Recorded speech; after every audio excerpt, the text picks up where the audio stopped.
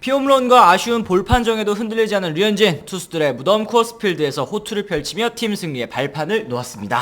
자, 오늘 쿠어스필드에서 열린 토론토와 콜로라도의 경기였었는데 류현진 선수가 5이닝 동안 2실점을 기록을 하면서 팀 승리의 발판을 마련을 해줬습니다. 그렇습니다. 시즌 평균 자책점은 2.25에서 2.38까지 소폭 상승했습니다만 다들 아시다시피 이 악명 높은 타자구장 쿠어스필드에서 실점을 최소화했다라는 거 이따 경기 내용 진행되는 걸 지켜보시면 이해하실 수 있을 것 같습니다. 네, 1회 말에 류현진 선수의 이 투구를 살펴보면은 우타자 바깥쪽으로 커터를 던지면서 이제 헛스윙 삼진을 2개를 만들어낸 게 돋보였습니다. 그렇습니다. 3자 범퇴로 1회를 마쳤고요. 1회 말에도 땅볼 3개로 여기까지 이제 퍼펙트 피칭을 이어간 류현진 선수였는데 오늘 경기 첫 번째 위기는 역시 3회 말에 나오게 됐죠. 네, 첫 타자인 놀란 존스에게 안타를 허용한 뒤에 이 엘리 후리스 몬테로에게 투런포를 허용을 하고 말았습니다. 그래요. 요거는 사실 류현진 선수 이따가도 얘기를 하겠습니다만 이 4구째 76.7마일짜리 체인지업이 가운데 낮은 코스로 너무 치기 좋은 코스로 몰렸던 게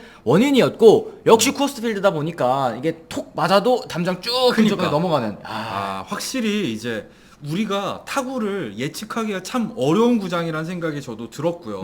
이후에 이 블랙먼에게 볼넷을 허용하고 토바에게 2루타를 허용하면서 1사 2-3루 위기. 사실 여기가 오늘 경기의 고비였습니다. 맞습니다. 여기에서 다행히 투수 땅볼과 삼진으로 추가 실점 없이 이닝을 마무리했는데요. 이 좌타자 이 맥마은 상수 상대로 이 커브 위기 탈출하는 장면이 굉장히 저는 포인트였다고 봤습니다. 만약에 여기서 안타를 맞았더라면은 뭐 4대0까지 뒤질 수 있는 상황에서 류현진 선수가 확실히 노련한 위기 관리 능력을 보여줬다고 생각을 하고요. 네, 1루가 이미 비어있는 상황이었기 때문에 여기에서 조금 이 어렵게 승부를 할 수도 있는 그런 상황이었죠. 여기에서 투투 카운트, 이 빠른 공이냐 변화구냐 여기서 노련한 수싸움을 통해서 타자에게 혼동을 준 류현진 선수의 삼진 정말 압도적이었습니다. 그렇죠. 4회 초에 이 브랜든 벨트가 솔로포를 때려내면서 득점 지원까지 가져갔었고 이 4회 말 얘기를 좀 해볼게요. 그렇습니다. 안타 이후에 볼넷을 내주면서 다시 한번 1사 1-2로 위기에 몰렸었거든요. 이 놀란 존스 선수의 타석에서 이 볼 판정이 참 아쉬웠습니다. 4구와 6구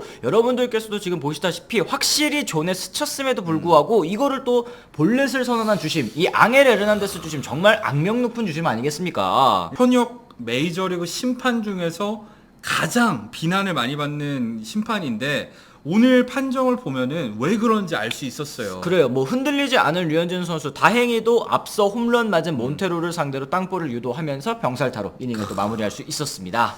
자, 5회 초에 사실 클레멘트 홈런이 터지면서 토론토 역시 류현진 선수 등판한 경기에서 득점 지원 빵빵하게 해주고 있고 8구 만에 류현진 선수도 5회 말을 마치고 경기를 마무리를 하게 됐었는데요. 그래요. 투구수가 76개였음에도 불구하고 이미 가르시아 선수가 불펜에서 대기하고 있는 모습이 잡혔습니다. 6회 초 젠슨의 이제 역전 투런이 터지자 이닝 시작과 함께 교체가 됐었는데 사실 오늘 경기 상대 투수였던 플렉슨 선수 이 역전 투런 장면 굉장히 이것도 안타까운 그런 장면이긴 했어요. 사실 주심의 볼 판정이 이제 불리했었는데 이걸 결국에는 플렉센이 극복을 하지 못한 거죠. 그렇습니다. 5구째 스트라이크가 볼이 되면서 결국엔 그 다음 공 6구째가 홈런으로 연결이 되고 말았었습니다. 삼진이 이제 홈런이 된 셈이었는데 토론토 입장에서는 굉장히 좀 다행인 그런 장면이었죠.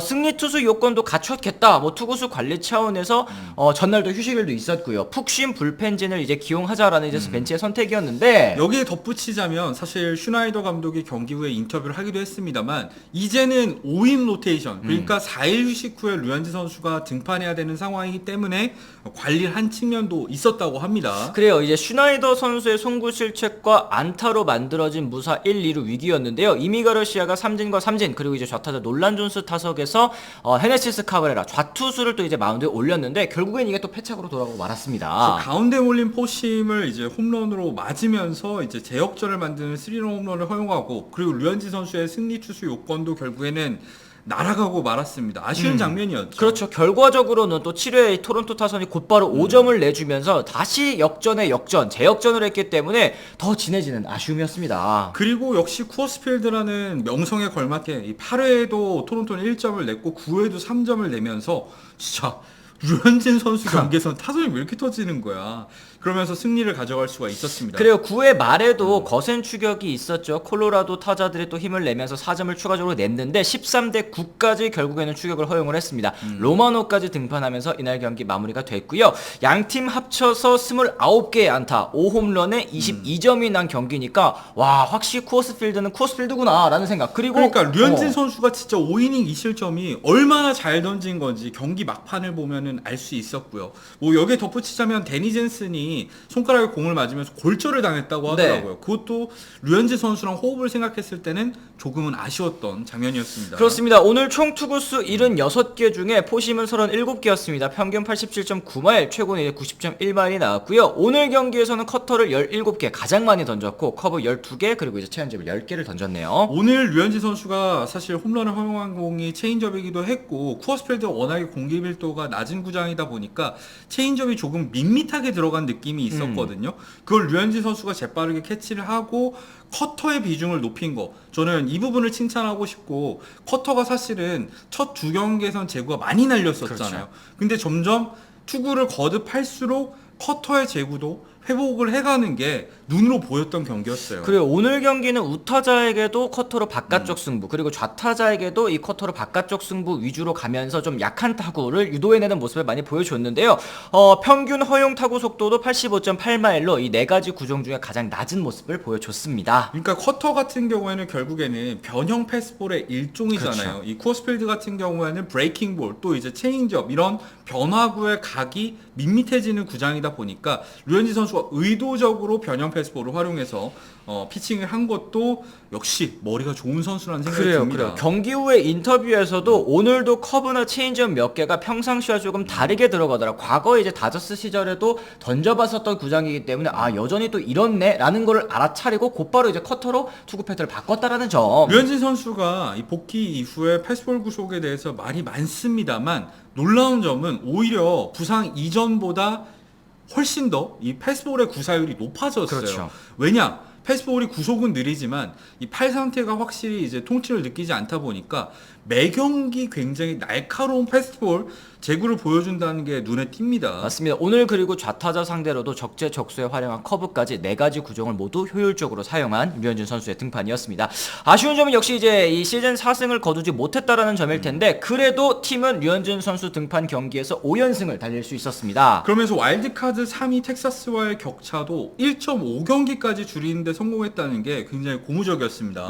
오늘 시애틀과 휴스턴, 텍사스 이 모두 와일드카드 경쟁팀 아니겠습니까? 모두 패배한 날에 토론토는 승리를 거뒀기 때문에 좀 의미가 있는 날이었고 이 콜로라도와 오클랜드와의 그 6연전, 약팀 상대 6연전 첫 단추 아니겠습니까? 그렇죠. 류현진 선수가 정말 첫 단추를 잘 꿰줬다라는 생각도 들었습니다. 자, 오늘 경기에서 좀 아쉬운 점을 얘기를 해보자면 역시 토미존 수술에서 돌아온 체드 그린이 생각보다는 굉장히 부진했다는 거 꼽고 싶습니다.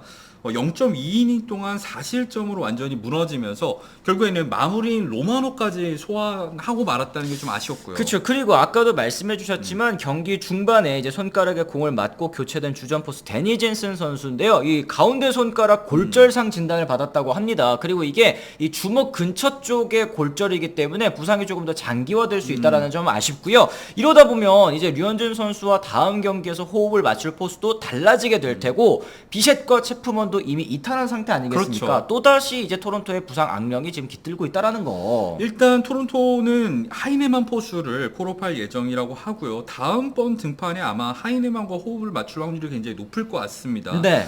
이제 다음번 등판은 오클랜드전, 그러니까 9월 7일 목요일 오전 4시에 열리는 경기죠. 그렇습니다. 4시 37분인데요. 사실 이제 메이저리그에서 가장 약체팀인 또 오클랜드이기 때문에 그리고 이제 홈구장도 사실은 뭐 지난 쿠어스필드와는 다르게 조금 이제 류현진 선수에게 좋은 환경에서 던질 수 있게 됐어요. 근데 항상 드리는 말씀이 있습니다. 이 메이저리그 구단 중에서 하나도 무시할 수 있는 구장이 없는 건 맞아요. 특히 오클랜드 같은 경우에는 타선이 타율은 낮아도 홈런 파워 있는 그렇죠. 선수들이 제법 있기 때문에 실투를 조심해야 되는 경기가 될 겁니다. 맞습니다. 오늘 뭐 아쉽게 승리 소식은 전해드리지 못했지만 류현진 선수 쿠어스 필드에서 좋은 모습을 보여줬다라는 거, 이거는 그나마 좀 호재가 아닌가 싶고요. 여러분들께서는 오늘 경기 또 어떻게 보셨는지 댓글을 통해서 남겨주시면 또 좋을 것 같습니다. 저희는 또 다른 소식으로 돌아오겠다는 말씀 전해드리면서 오늘 이만 물러가 보도록 하겠습니다. 지금까지 시청해주신 분들 모두 감사합니다. 고맙습니다.